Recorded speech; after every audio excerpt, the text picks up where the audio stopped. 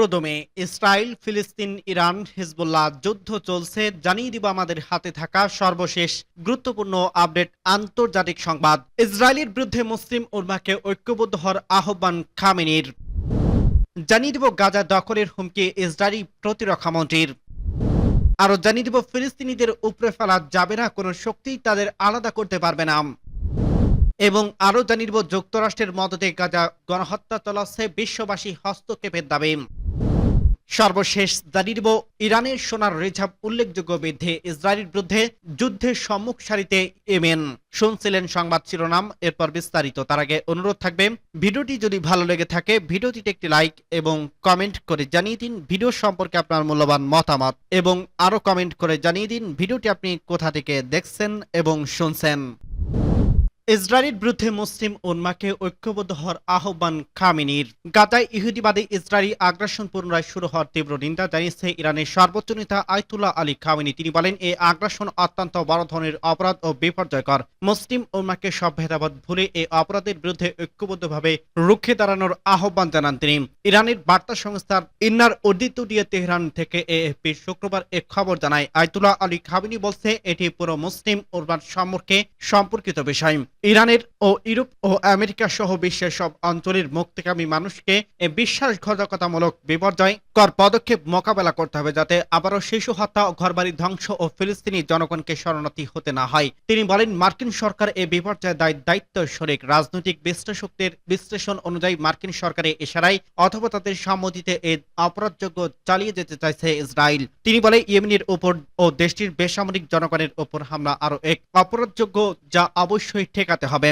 Khamenei বলেন, Tehran Lebanon এবং ফিলিস্তিনি জাতির নানা সংকট মোকাবেলার ক্ষেত্রে ইরানি জাতি উদার চিত্তে তাদের সাহায্য করছে। লেবাননি ও ফিলিস্তিনি ভাই বোনদের সহায়তা জোয়ারের মতো বিপুল পরিমাণে সাহায্য পৌঁছে দিয়েছে। এর মধ্যে দিয়েও ইরানি জাতির উচ্চতর মনোবল এবং আধ্যাত্মিক শক্তি ফুটে উঠছে। এ প্রসঙ্গে খামেনি উল্লেখ করে, প্রতিরোধ আন্দোলনের প্রতি ইরানের জনগণের বিস্ময়কর সহায়তা, বিশেষ করে ইরানি নারীদের স্বর্ণ অলংকার উপহার দেওয়ার ঘটনা ইরানের ইতিহাসে অবিস্মরণীয় ঘটনা। গাজা দখলের হুমকি ইসরায়েলি প্রতিরক্ষা মন্ত্রীর। হামাস যদি ইসরায়েলি জিম্মিদের মুক্তি দিতে রাজি না হয় তবে গাজা দখল করবে বলে হুমকি দিয়েছে দেশটির প্রতিরক্ষা মন্ত্রী এরলেস কার্স। খবর আল জাজিরার। জেরুজালেম পোস্টের প্রতিবেদনে বলা হয়েছে, কার্স বলছে, হামাস যতবার জিম্মিদের ফেরত দিতে নাকচ করবে গাজা উপত্যকায় তত ভূখণ্ড হারাবে তারা। যদি ফিলিস্তিনি জিম্মি মুক্তি না দেয় তাহলে ধীরে ধীরে সমগ্র গাজা ভূখণ্ডে দখল করে নেবে ইসরায়েল। ইসরায়েলি হামলায় মঙ্গলবার ভোর থেকে বৃহস্পতিবার পর্যন্ত 506 জন নিহত হয়েছে। এদের মধ্যে অন্তত 200 শিশু রয়েছে। আরো আহত হয়েছে 909 জন। গাজা স্বাস্থ্য মন্ত্রণালয় এই খবর জানিয়েছে। ইসরায়েলি বাহিনী বৃহস্পতিবার নতুন করে গাজায় স্থল অভিযান শুরু করছে। গাজার স্বাস্থ্য মন্ত্রণালয় জানিয়েছে, ইসরায়েলের বিমান হামলা ও স্থল অভিযান পুনরায় শুরু হওয়ার পর বৃহস্পতিবার গাজা জুড়ে অন্তত 91 জন ফিলিস্তিনি শহীদ এবং কয়েকজন আহত হয়েছে।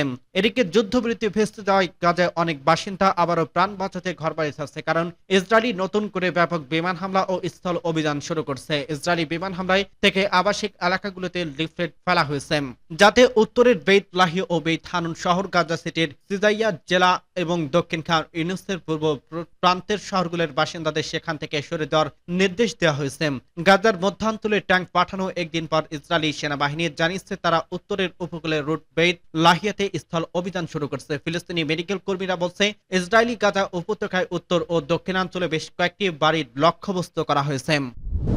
ফিলিস্তিনিদের উপরে ফেলা যাবে না, কোনো শক্তি তাদের আলাদা করতে পারবে না। মার্কিন প্রেসিডেন্ট ডোনাল্ড ট্রাম্প সম্প্রতি গাজার বসবাসকারী ফিলিস্তিনিদের মিশর, জর্ডান বা অন্য কোনো দেশে পুনর্বাসিত করার ঘোষণা দিয়েছে। ট্রাম্প এই ঘোষণায় কেবল অযৌক্তিক নয়, এটি জোরপূর্বক জনসংখ্যা স্থানান্তর, যুদ্ধ অপরাধ এবং আন্তর্জাতিক আইনের অধীনে মানবতা বিরোধী অপরাধের সুস্পষ্ট লঙ্ঘন। তবে তিনি তার মন্তব্যটি ভিত্তিহীন বা শূন্য করেনি। তিনি এমন সময় মন্তব্যটি করছেন যখন গাজায় ইসরায়েল অধিকাংশ অবকাঠামো ধ্বংস করছে, হাজার হাজার বেসামরিক লোককে হত্যা করছে এবং অবরুদ্ধ উপত্যকাটিতে বসবাসের অযোগ্য করে তোলে, যাতে উপত্যকাটির বাসিন্দারা অন্য কোথাও পালিয়ে যেতে বাধ্য হয় এবং একে স্বেচ্ছাসেবী অভিবাসন হিসেবে উপস্থাপন করা যায়। ফিলিস্তিনিদের অন্য কোথাও স্থানান্তরিত করা যেতে পারে এই পরামর্শ দিয়ে ট্রাম্প কেবল ইসরায়েলকে তার গণহত্যার মতো জঘন্য অপরাধ থেকে দায়মুক্তি দেয়নি, বরং ইসরায়েলি বিপজ্জনক ধারণাটিকে শক্ত করে তুলছে যে ফিলিস্তিনিরা এমন একটি সম্প্রদায় যাদের নিজস্ব কোনো জন্মভূমি নেই, কোনো সংস্কৃতি বা সভ্যতা নেই, কেবল তাদের ইচ্ছামতো স্থানান্তরিত করা যেতে পারে। তবে এটি নতুন নয়, এটি আমেরিকার ঔপনিবেশিক অতীতের বাগারম্ভ এবং অনুশীলনের প্রতিধ্বনি, যখন আদিবাসী জনগোষ্ঠীকে তাদের পূর্বপুরুষদের ভূমি থেকে জোরপূর্বক উচ্ছেদ করা হয়েছিল। তবে মৌলিক সত্যটি হলো ফিলিস্তিনির এবং ফিলিস্তিনিরা তাদেরই। গাজার জনসংখ্যা জোরপূর্বক উচ্ছেদ কেবল আন্তর্জাতিক আইন লঙ্ঘন করবে না, বরং ফিলিস্তিনির পরিচয় এবং সভ্যতার ভিত্তির উপর আক্রমণ করবে।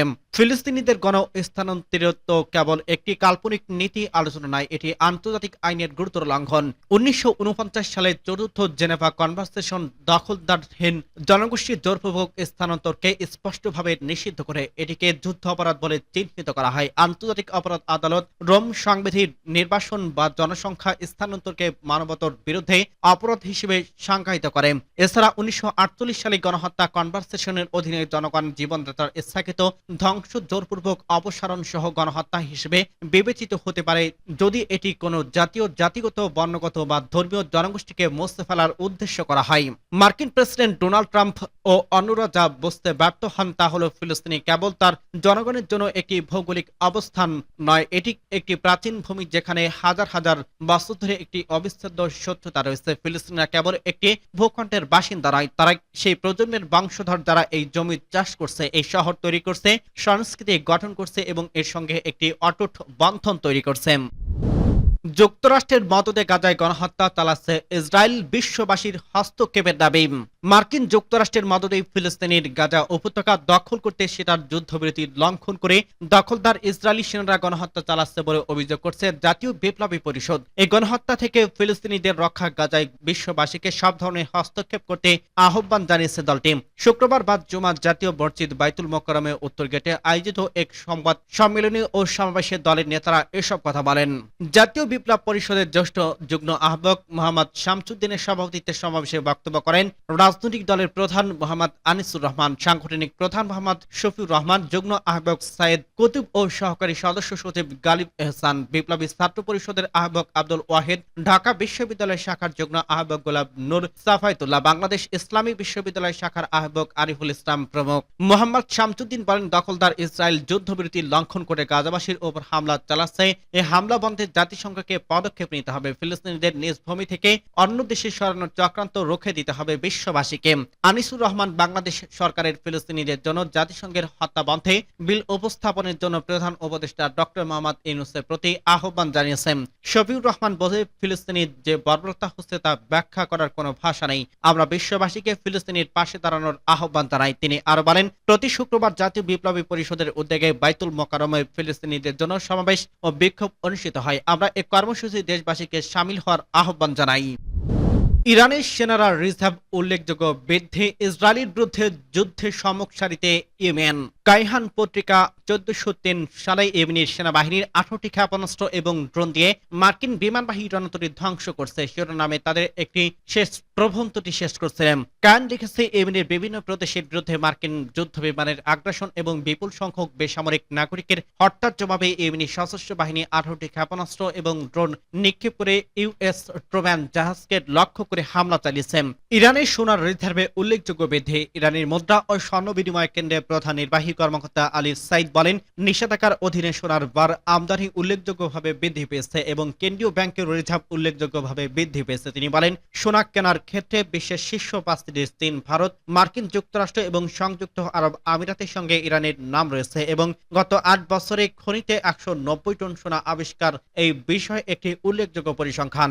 রুজেগড় দৈনিক পত্রিকা এক বিশ্লেষণে লিখেছে, ইয়েমেনি জনগণ আজ ফিলিস্তিনি জনগণের প্রতি তাদের সমর্থনের মূল্য দিচ্ছে তা উপলব্ধি করার জন্য জটিল বিশ্লেষণের প্রয়োজন নেই। অর্থনৈতিক সহযোগিতা, উন্নয়ন ও ভবিষ্যৎবাণী করছে যে ডোনাল্ড ট্রাম্প প্রশাসনের শুল্ক বৃদ্ধি কানাডা, মেক্সিকো এবং মার্কিন যুক্তরাষ্ট্রের মতো দেশগুলো অর্থনৈতিক প্রবৃদ্ধি হ্রাস করবে এবং মুদ্রাস্ফীতি বৃদ্ধি করবে। সংস্থাটি বিশ্বব্যাপী অর্থনৈতিক প্রবৃদ্ধির সম্ভাবনার ওপর ট্রাম্পের শুল্কের প্রভাব সম্পর্কে সতর্ক করছে।